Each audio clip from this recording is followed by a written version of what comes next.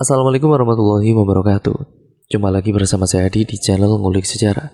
Pada video kali ini, saya akan kembali lagi membacakan suatu kisah misteri yang kali ini masih tetap berjudul Pitong Tino, yang kali ini memasuki part yang ketiga.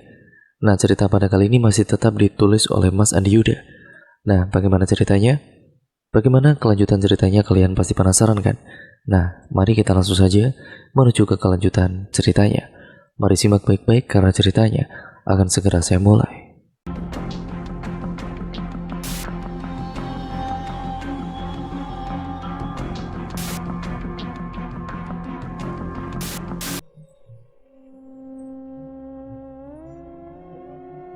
Kemudian part yang ketiga. Malam kedua pembacaan doa untuk almarhumah di rumah itu berjalan lancar. Ibu-ibu nampak membereskan piring di sumur belakang dekat kamar mandi. Sebagian bapak-bapak membantu merapikan ruang tamu tempat acara tadi. Sebagian besar lainnya langsung pulang setelah mendapatkan bingkisan berkat. Mas Irham masih terlihat di depan teras bersama Yudis dan juga Roso. Ketiganya nampak berbincang ringan setelah acara pengajian tadi selesai. Asap rokok terlihat mengepul dari mulut mereka. Mas Irham merasa lega melihat Yudis bisa lebih menerima keadaan. Ia sedikit memberi tambahan nasihat bahwa mengikhlaskan dan bersabar dengan kepergian seseorang juga mempunyai nilai ibadah. Yudis dan Roso diam menyimak penjelasan Mas Irham. Baiklah, kalau begitu saya pamit dulu. Mas Irham kemudian mengakhiri pembicaraan sambil menyalami Yudis dan Roso. Kok buru-buru Mas Irham? Tanya Roso basa-basi. Nggak ngopi-ngopi dulu? Untuk malam ini saya nggak dulu deh. Mas Irham kemudian menggelengkan kepalanya sambil tersenyum ramah. Saya mau istirahat sebentar, nanti malam dapat giliran ronda soalnya. Yudis dan juga Roso pun mengangguk mengerti. Mereka mengucapkan terima kasih pada Mas Irham, lalu berbalik untuk membereskan tempat acara. Iya, saya dengar dari istri saya, katanya jenazah Bu Retno itu kayak ada yang gak beres gitu. Pak Taufik menyulut surya di mulutnya. Ia menatap lekat rangkaian kartu domino yang memanjang di depan. Nah, itu dia. Istri saya kan ikut mandiin. Dia lihat sendiri jenazah Bu Retno, bagian matanya menghitam. Mulutnya agak ngeri gitu pokoknya. Terus ada beberapa bagian yang kayak patah tulang gitu, sambut Nasrul. Mulutnya tidak berhenti mengunyah kacang Garuda yang tersedia di tengah. Kamu sih gak ikut pas pemakaman. Ipung membanting sebuah kartu domino double 6, lalu menata sisa kartu di tangannya. Udah hujan, jalannya becek. Pas Mas Irham mau azan, tiba-tiba ada petir pula. Ketiga orang tersebut nampak seru berbincang-bincang, lebih tepatnya ngerasani soal kematian Bu Retno. Mereka duduk melingkar di sebuah bangunan kayu pos ronda yang terletak di tengah pertigaan jalan desa Pekopenan. Sebuah termos plastik besar berisi teh panas menemani mereka begadang malam itu. Assalamualaikum, sapa Mas Irham dari kejauhan. Ia membawa senter besar. Sebuah jaket dia, dealer motor membalut badannya, mengusir hawa dingin.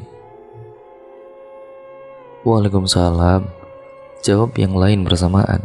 Maaf agak terlambat datang ini saya. Mas Irham ikut duduk di pos. Ia menggosok badannya sebentar lalu menuang teh dalam gelas. Hawa malam ini terasa agak dingin. Mas Irham, Nasrul mendekat setengah berbisik. Mulutnya masih mengunyah kacang. Emang beneran pas sampean mau azanin Bu Retno tiba-tiba ada suara geledek? Mas Irham menegak tehnya sambil menduga arah pembicaraan. Terus kan lubang kuburnya ambrol gitu. Ipung menambahkan. Sejenak ia memandang berkeliling karena hendak mengucapkan hal yang dianggap tabu olehnya. Apa benar itu tandanya Bu Retno tidak diterima bumi? Mas Irham meletakkan gelas di samping termos. Ia menghela nafas heran dengan tingkah laku bapak-bapak di sekitarnya ini. Gini Pak, Purno orangnya kan sudah meninggal, nggak perlu lagi dibahas. Apalagi menuduh yang aneh-aneh. Nggak elok itu, nggak bagus. Betul itu Mas. Pak Taufik terkekeh dengan asap menyembur dari bibirnya. Nanti kalau orangnya nggak terima terus keluar dari kuburannya gimana ayo? Ujarnya terkekeh bercanda. Pak Taufik itu omongannya ngawur. Mas Irham melempar kulit kacang. Iya nih Pak Taufik, sok berani, protes dari Nasrul. Kalau ternyata kejadian beneran gimana? Tenang aja, ada Pak Ustadz kok. Pak Taufik menunjuk Mas Irham. Sekali lagi bapak-bapak, mulai dulu saya selalu bilang kan saya bukan Ustadz. Mas Irham menggeleng. Ia beranjak dari pos ronda sambil menyalakan senter. Ketimbang ngobrol gak jelas gini, lebih baik kita muterin desa aja sekarang. Ya sudah, ayo kalau gitu. Ipung mengencangkan jaketnya. Ia meletakkan kartu dominonya begitu saja. Kelamaan duduk malah jadi ngantuk ini. Oh gitu ya? Pak Taufik mendengus. Kalau udah mau kalah ada aja alasannya. Teng. Suara keras menggema ketika Nasrul memukulkan tongkat kayu ke tiang listrik satu kali, menandakan kepada orang di sekitarnya bahwa saat itu pukul 1 malam. Suara keras itu juga menandakan bahwa ada warga yang melakukan ronda, yang mungkin akan membuat orang berpikir 2 kali untuk melakukan kejahatan di desa itu. Beberapa lama berjalan, mereka berempat sudah mengitari hampir seluruh desa. Kelihatannya malam itu akan aman-aman saja. Sama-sama Pak Taufik dan Ipung beberapa kali menguap sepanjang jalan. Tibalah keempat orang itu di ujung jalan desa, yaitu di rumah tua milik Bu Retno. Setelah memeriksa area ini, mereka kemudian bisa segera pulang dan menikmati empuknya kasur di kamar. Duk, terdengar sebuah benturan yang benar-benar keras dari arah rumah Bu Retno. Sontak keempat senter menyorot ke arah suara keempat orang itu berlari menuju rumah Bu Retno. Nasrul menggenggam erat tongkat kayunya. Pak Taufik dan Ipung menyorotkan senter kiri dan kanan mereka, sementara Mas Irham mengawasi bagian depan. Mereka terdiam, fokus mengawasi rimbunan di sekitar rumah tua itu. Beberapa menit tidak ada apapun. Salah dengar kali, gumam Nasrul. Ya sudah, kita pulang saja yuk, Mas Irham mengomandoi. Namun saat mereka berbalik hendak meninggalkan tempat itu, tiba-tiba mereka benar-benar mencium bau busuk yang menyengat di sekitaran mereka. Jancuk, siapa nih yang kentut? Pak Taufik menutup hidung. Ini bau bangkai goblok. Ipung mengeplak kepala Pak Taufik. Duk, duk. Suara benturan itu terdengar kembali. Pelan namun teratur, seperti suara kayu yang dipukul-pukul. Keempat orang ronda ini menjadi sangat waspada. Siapa tahu itu suara maling yang hendak membobol rumah Bu Retno. Mereka melangkah pelan, setengah berjingkat ke arah sumber suara. Di samping rumah, mereka tiba di sudut. Suara benturan itu masih terdengar. Keempat orang itu bersiap-siap. Satu langkah lagi di balik sudut ini, mereka bisa menangkap sumber suara itu. Mas Irham dan yang lain saling berpandangan, lalu mengangguk. Senter sudah menyala, kayu sudah digenggam. Mereka nampak sangat siap untuk menangkap basah apapun itu. Lalu keempatnya bergerak bersamaan. Kena kamu. Nasrul, Pak Taufik dan Ipung langsung berlari menjauh dari tempat itu sekencang-kencangnya, meninggalkan Mas Irham yang berdiri paling depan, mematung, menahan nafas tegang. Ia tidak salah lihat. Di antara rimbunan dedaunan hias itu, terlihat jasad Bu Retno yang terbungkus kain kafan, tengah berdiri di dekat jendela kamar. Ia membenturkan kepalanya berulang-ulang kali ke kusen jendela dengan pelan teratur, membuat suara benturan-benturan yang sejak tadi mereka dengar. Wajahnya menghitam, agak menggembung karena pembusukan. Bau bangkai itu berasal dari sosoknya. Mas Irham berbalik dan berlari menyusul ketika rekan rondanya itu, Nasrul, Pak Taufik, dan Ipung tengah terkapar kelelahan di dekat pos ronda. Mereka mendengar suara langkah orang berlarian mendekat. Ketiganya agak keheranan ketika melihat Mas Irham berlari dari kejauhan. "Loh, Mas Irham kok nyusul lari ke sini?" tanya Nasrul yang terduduk di jalan tanah. "Nah, emangnya kenapa?" Mas Irham terengah-engah sambil memegang lutut. Ia mengusap dahinya yang berkeringat setelah berlari kencang. "Sampean kan Ustadz, bukannya bisa ngalahin yang..." Pak Taufik menunjuk ke arah ujung desa. "Yang semacam itu tadi. Ngalahin matamu. Aku ini cuma sedikit lebih fasih baca Al-Quran, sama biasa imamin sholat di musola." Mas Irham benar-benar bersungut. "Kalau urusan sama begituan, aku sama kayak sampean-sampean ini. Aku ya manungsa biasa. Aku ya wedi rek. Apalagi malah ditinggal kabur duluan. Ah, anjir. Oh, tak pikir sampean bisa ngelempar tasbih atau keluar cahaya dari tangan gitu," gumam Nasrul. "Ternyata Ustadz gak bisa tarung lawan setan." Di tengah jantungnya yang masih berdebar tidak karuan, Mas Irham membatin mempertanyakan referensi mereka mengenai Ustadz. Lalu Mas Irham menoleh, menatap jauh ke arah rumah Bu Retno. "Ini bukan masalah biasa, ini pasti ada apa-apanya." "Baik Pak," ujar Yudis dengan datar. Matanya menatap jauh ke pekarangan. Ia tengah mempersiapkan tikar dan lainnya untuk acara pembacaan doa malam ketiga. Trafik shipping kita sedang tinggi. Banyak yang belum terinput dalam sistem yang menumpuk semua. Nah, kamu itu harus kerjakan hari ini juga. Berarti saya harus ambil data dan langsung input di kantor cabang Jember, Pak. Yudis menatap tajam jam tangannya.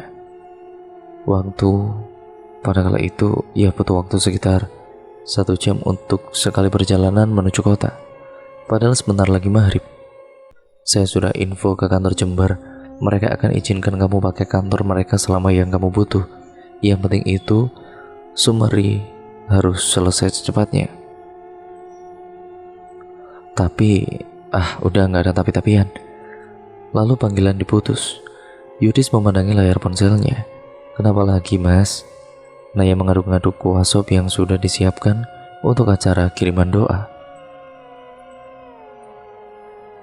Acara akan dimulai setelah ba'da maghrib.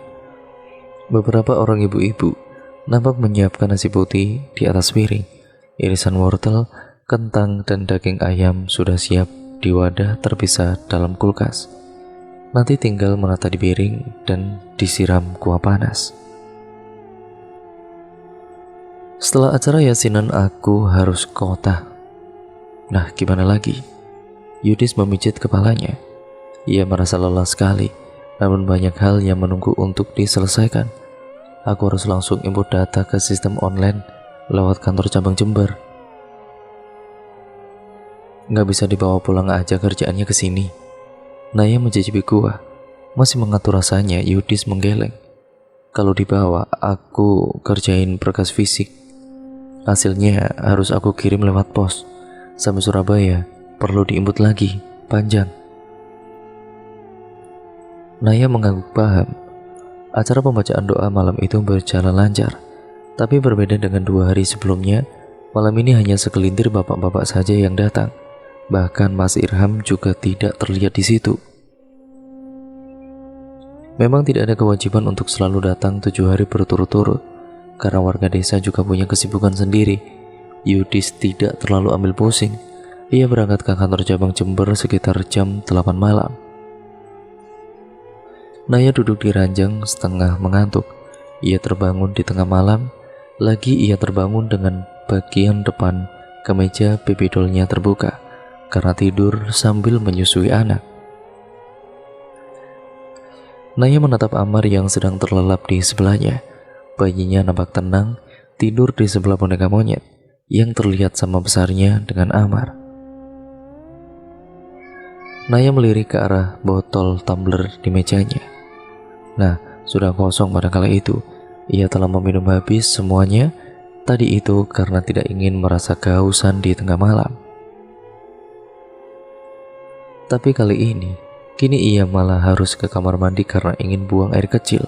Sialan. Naya menatap ponsel Nokia-nya.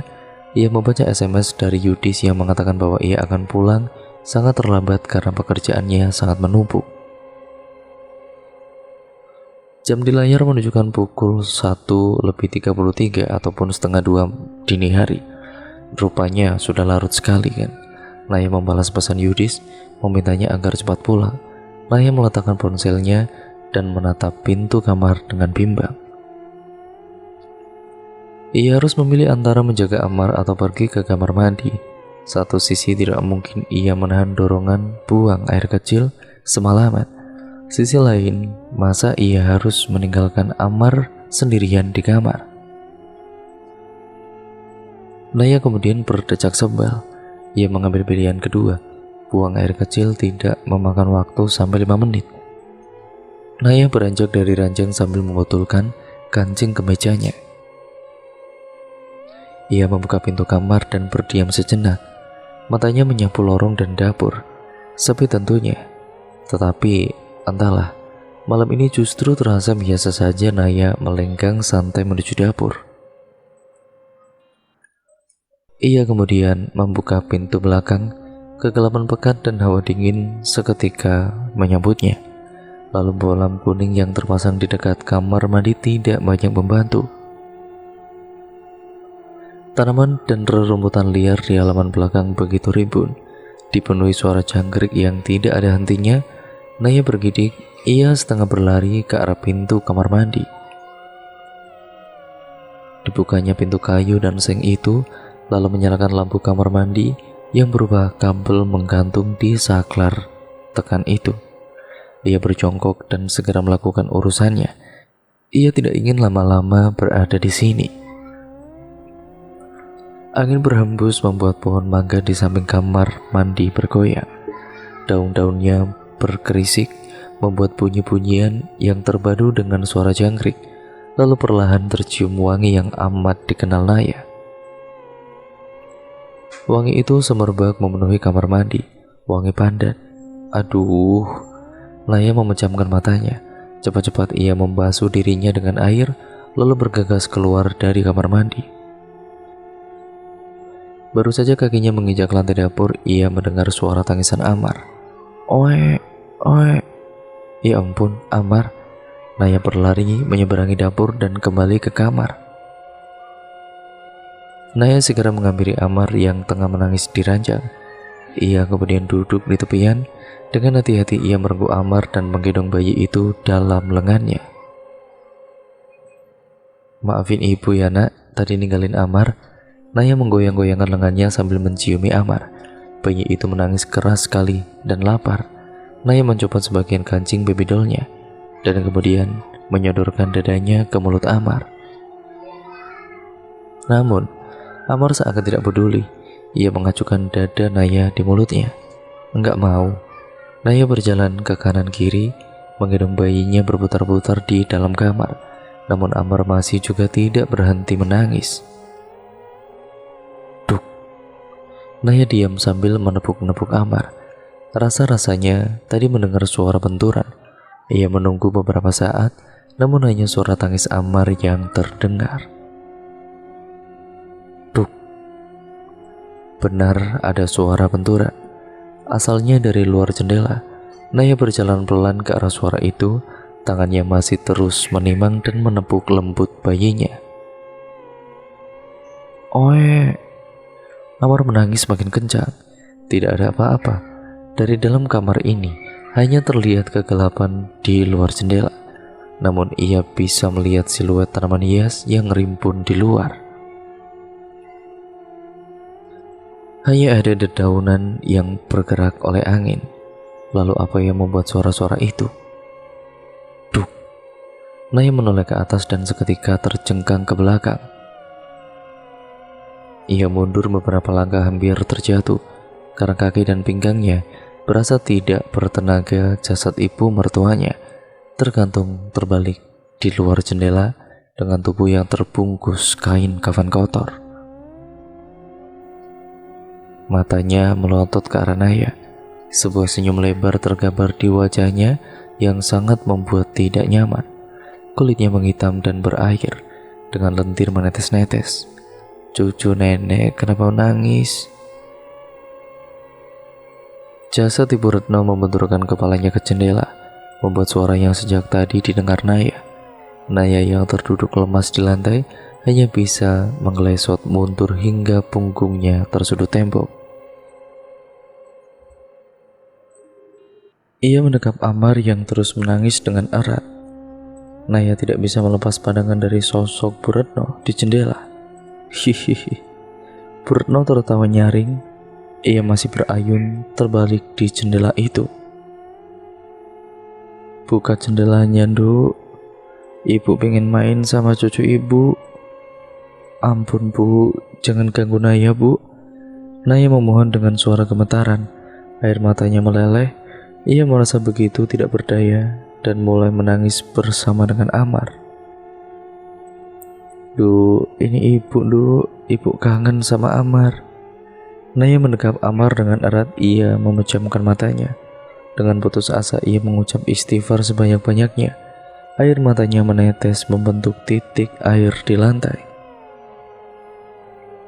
Ia benar-benar merasa ketakutan, terutama tentang keselamatan Amar. Sekuat tenaga Naya berusaha untuk tidak memperdulikan suara-suara dari luar, berharap semoga ini cepat berakhir.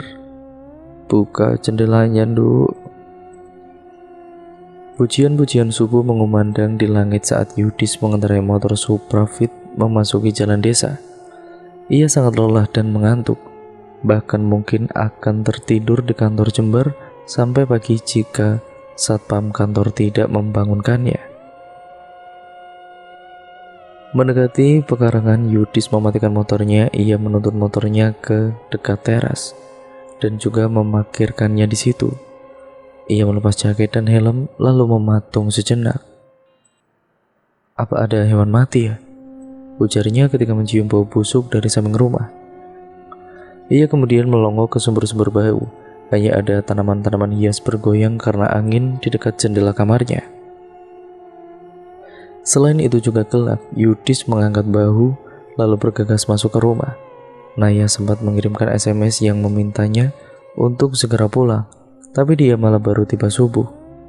Mudah-mudahan Naya tidak ngambek. Yudis pelan ke arah kamar lalu membuka pintu. "Anjir!" umpat Yudis dengan kaget. Naya kemudian terduduk di lantai, bersandar pada tembok dekat pintu. Tangannya kemudian mendekap Amar yang sedang tertidur. Ia kemudian menatap lurus ke arah jendela dengan mata sembab. Kantung matanya terlihat menghitam. "Kamu ngapain duduk di sini?" Yudis berjongkok membelai kepala Naya. Ia menoleh ke arah jendela, mencoba mencari tahu apa yang dilihat oleh Naya. "Kamu dari mana aja?" ujar Naya datar, namun suaranya terdengar bergetar. "Sorry." Yudis mencoba mencari alasan tepat kenapa ia bisa pulang begitu terlambat. "Tadi itu di kantor. Tadi aku lihat ibu." Alis Yudis langsung bertaut kebingungan. Maksudnya, kamu mimpi ibu?" "Mimpi ibu kamu? Yang benar." "Enggak, tadi ibu datang di situ." Naya menunjuk ke arah jendela. "Kamu itu ngomong apa, Nay?" Yudis makin bingung. "Ibu kan udah gak ada." "Tapi aku lihat sendiri." Naya meleleh. Satu tangannya mengusap air matanya di pipi. "Ibu tuh di situ, minta bukain jendela, katanya ingin main sama Amar." Yudis menatap istrinya dengan lekat. Sebuah cerita yang sulit dipercaya. Apa mungkin dia bermimpi buruk? "Ibu jadi..." Naya tidak melanjutkan kalimatnya. "Ibu kenapa?" Naya kemudian memandang wajah Yudis. Ia merasa sangat tidak enak untuk mengucap satu kata itu. Terlebih ini ibunya sendiri. Ibu jadi pocong. Kepulan asap rokok membumbung di sela-sela dedaunan pohon di kebun. Beberapa orang pekerja nampak duduk rehat bersama memulai hari mereka. Gelas kopi dan rebusan singkong menemani pagi sebagai penggajal perut. Iya, jadi kapan hari itu mereka lihat? Ujar seorang pekerja berbadan kecil. Waktu ronda malam-malam, mereka lihat di rumah Belanda itu. Sing kena cangkemmu. Kalau yang cerita itu Ipung atau Nasrul, aku itu ya paling gak percaya. Timbal pekerja lain. Ia nampak sedang mengasah sabit untuk membersihkan gulma. Lah ini Mas Irham juga ikut lihat. Mosok Ustadz mau bohong? Iya ya, Pak Taufik sampai gak berani keluar sehabis maghrib sekarang. Pekerja berbadan kecil itu nampak sedikit ngari. Kalau aku jadi Pak Taufik, lihat sendiri pas malam-malam, wes maput aku paling. Sejenak mereka terdiam. Ketika orang itu pun merasa merinding dengan desas-desus yang mulai menyebar di desa mereka. Ketiganya hanya menatap lurus ke rerumputan sambil sesekali menghisap rokok di tangannya. Gak nyangka ya, ujar salah seseorang. Padahal orangnya baik banget loh. Ya siapa yang tahu hati seseorang, bisa saja kelihatannya baik tapi ternyata punya kejelekan di belakang. Aku ya agak gak percaya kalau Bu Retno jadi pocong. Opo jaremu? Seru Roso dari belakang. Ia baru saja tiba di sana setelah memarkir mobil di tepi kebun. Tangannya menggenggam sabit besar, wajahnya nampak tajam menatap mereka. Mas Roso, ketiganya nampak gelagapan. Kamu bilang Bu Retno jadi apa? Roso menunjuk si pekerja dengan sabitnya. Para pekerja nampak salah tingkah. Biar bagaimanapun Bu Retno adalah pemilik kebun tempat mereka bekerja. Roso sebagai tangan kanan Bu Retno ini juga sedari kecil diasuh seperti keluarga sendiri. Pastinya Roso tidak terima mendengar ucapan mereka. Mas Roso, mohon maaf, ini kita dengar dari orang-orang ronda soal Bu Retno. Naya duduk tidak bersemangat di meja makan. Sedari pagi ia banyak melamunnya. Ia belum menyentuh sama sekali teh panas dan ayam goreng yang dimasak oleh Yudis untuk sarapan agak siangnya. Enggak dimakan. Yudis keluar dari kamar. Ia tengah memakai kemeja hendak meneruskan pekerjaannya kemarin yang belum selesai. Kamu mau berangkat sekarang? Naya nampak sangat keberatan ditinggal. Setelah kejadian kemarin, tentu saja ia tidak mau sendirian. Iya, kalau aku kerjain siang, sore nanti kan aku udah balik lah. Jadi malamnya bisa istirahat di rumah. Besok pagi-pagi kan kita balik ke Surabaya.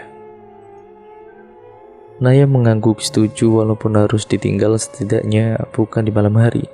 Naya menarik piring di hadapannya dan mulai menyendok makanannya. Gitu dong, jangan lemes. Yudis mencium belakang kepala Naya. Ia sedikit khawatir dengan Naya setelah mengaku melihat ibu. Amar bangun, tanya Naya dengan parau. Tadi habis Mimi udah ngantuk gitu. Pas aku ganti baju sih udah tidur. Yudis merapikan bajunya lalu mengecek jam di pergelangan tangannya. Ia siap untuk berangkat. Terdengar suara mesin mobil Carry memasuki pekarangan. Suroso. Tidak seperti biasanya, Suroso sudah kembali ke rumah menjelang siang begini. Biasanya ia pulang dari kebun ketika matahari hampir tenggelam. Yudis berjalan ke teras memicingkan silau mengamati Roso yang bergegas ke arahnya. Tumben siang-siang udah balik kamu? Istirahat. Roso berhenti di hadapan Yudis dan menggeleng. Ia menatap Yudis, wajahnya nampak serius. Aku ada kabar tak enak. Yudis menatap bingung. Soal ibu, orang-orang ronda kemarin bilang kalau ibu... Naya berteriak histeris dari dalam rumah. Roso dan Yudis pun yang mendengar teriakan Naya langsung berlari ke dalam. Naya tidak ada di ruang makan. teh dan juga makanannya masih bersisa di kamar. Yudis menduga, lalu mereka pun berdua langsung menuju kamar. Kenapa Mbak Nay? Roso tiba lebih dulu di pintu kamar. Ada apaan? Yudis kemudian melongo ke dalam, lalu seluruh badannya serasa lemas seketika. Amar, Naya terduduk di tepi ranjang. Ia menatap kedua laki-laki yang berdiri di pintu kamar dengan mata basah. Tangannya mengusap ranjang yang kosong. Kosong. Tidak ada apapun di tempat seharusnya Amar terbaring tadi. Hanya tersisa sebuah kain bedong yang tercabik. Kain bedong yang seakan dicabik oleh jari-jari yang panjang, kurus dan juga runcing. Kenapa kerjaan kamu belum selesai? Hari ini kita sudah ada banyak yang harus diinput lagi. Baik, saya mohon maaf Pak. Yudis mengangguk dengan ponsel di telinganya. Ia sedang mengendarai motor berboncengan dengan Roso menyusuri jalanan desa. Nanti akan saya usahakan secepatnya. Nanti, kita ini sedang hertik. Kamu itu harus secepatnya, jangan itu. Iya maaf Pak. Saat ini saya sedang ada urusan yang... Urusan apa? Itu kerjaan makin numpuk. Yudis terdiam menatap bebatuan di jalan. Tidak mungkin ia menjawab jujur bahwa bayinya menghilang secara misterius dari kamar. Saya tunggu sampai nanti sebelum waktu closing. Yudis hanya mengiyakan sebelum menutup panggilan. Ia tidak peduli lagi, saat ini ada yang jauh lebih penting untuk dilakukan. Ada satu tempat yang sedang ditujunya. Itu rumahnya Mas, ujar Roso ketika akhirnya mereka mendekati rumah Mas Irham. Yudis kemudian melompat turun ketika motor belum berhenti sepenuhnya. Ia segera mengetuk pintu rumah Mas Irham yang tidak berpagar itu. Mas. Yudis mengetuk pintu agar benar-benar terdengar oleh penghuninya, dan itu agak keras beberapa kali. Mas Irham, Assalamualaikum. Assalamualaikum. Mas Irham kemudian membuka pintu. Ia menatap Yudis dan juga Roso yang datang secara tiba-tiba, dan juga yang datang berdua. Loh, Mas Yudis, ada apa Mas? Mas, itu... Yudis sedikit terbata, ia sedang tidak bisa berpikir jernih. Anaknya Yudis didelekne demit Mas. Nah, Roso kemudian menyusul dari belakang setelah memarkir motornya di tepi jalan desa. Astagfirullah, Mas Irham nampak sangat kaget. Dan cerita pun akhirnya bersambung lagi ke part yang selanjutnya, yaitu part yang keempat ya teman-teman. Nah, ceritanya benar-benar makin seru nih. Kok bisa ya hilang ya anak dari si Mbak Naya ini dan juga Kang Yudis? Bagaimana cerita sebenarnya dan kelanjutan ceritanya? Kalian nantikan terus di channel Ngulik Sejarah. Jangan lupa untuk kalian like, comment, dan share, serta juga kalian harus subscribe channel ini untuk kalian yang belum subscribe, serta nyalakan tombol lonceng notifikasinya agar kalian tidak ketinggalan video terbaru selanjutnya dari channel ini.